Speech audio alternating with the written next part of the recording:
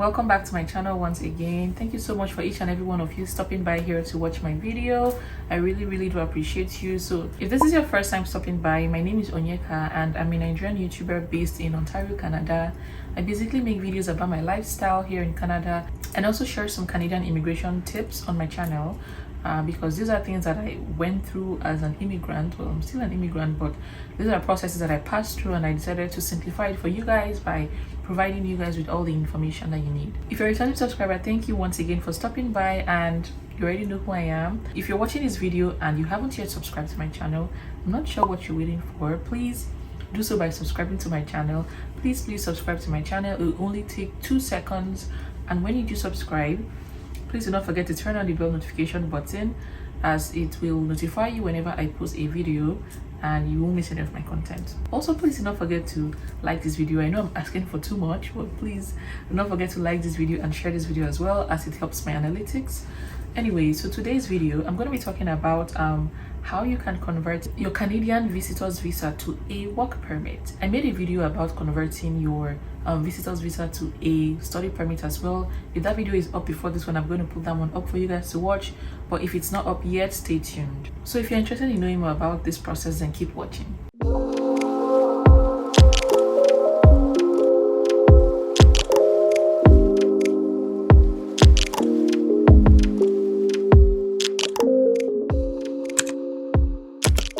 Disclaimer, so this video is by no means encouraging anyone to immigrate to Canada illegally. I am simply sharing the information that I have from the Canadian website directly and not from a third-party website. So every information that I'm saying is coming from the Canadian government. Please take out time to also do your own personal research to be sure that you're getting the information correctly and you're following the right process. Since the start of the pandemic, the Canadian government made a new policy whereby temporary residents such as visitors can convert their visas to either a study permit or a work permit.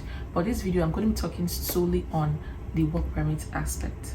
And this video mainly relates to those applicants that are currently inside of Canada, not outside, inside of Canada. So I'm going to be going over the list so I don't omit anything. So in order for you to convert your visitor's visa to a work permit, you can apply from inside Canada if one of these applies to you. So are you a Ukrainian national or accompanying a family member of a Ukrainian national? You have a valid study or work permit? Your spouse or common law partner or parent has a valid study or work permit? You're eligible for a postgraduate work permit and your study permit is still valid? Your spouse or you or common law partner or parent has a temporary resident permit that is valid for 6 months or more? You're awaiting a decision on your application for a PR in the Canadian spousal class or temporary resident permit holder class. You made or will make a claim for refugee protection. You've been recognized as a convention refugee or protected person by the Immigration and Refugee Board of Canada. You are allowed to work in Canada without a permit, but you need a work permit to work in a different job. This does not apply to business visitors. If you're a trader, investor, intra-company transferee, or a professional under the Canadian United States-Mexico Agreement. So if any of this applies to you, then we proceed further. So assuming one of these situations applies to you, next will be to apply online. You need to read the instructions. I'm also going to leave a link in my description box so where you can read more extensively about this information that I'm giving to you. So when you read the instructions, the guide will explain how to complete the application forms, and then next you need to know the fees to pay. And the fee for a work permit is 155 Canadian dollars, and the open work permit fee is $100. Next, you have to create an account and apply. So if you are a temporary resident in Canada right now and you want to apply for this process, you will need to apply for a job, which is very obvious, and there are a bunch of job links that you can apply to, like LinkedIn, Indeed, Job Bank, and there's so many. You need to apply for jobs that matches your NOC code. I'm going to leave the meaning of what NOC code means on the screen. And when you get a job, your employer needs to apply for an LMIA, which is a labor market impact assessment. And what that basically means is that it's very complicated, but what it means is that they are not able to find any other person in Canada to perform this particular job, and you're the only one that can do this job. So I find that that's very hard to come by, but people still find their way around it. If you know anyone that has been able to get a job through this LMIA process, please let me know in the comment section.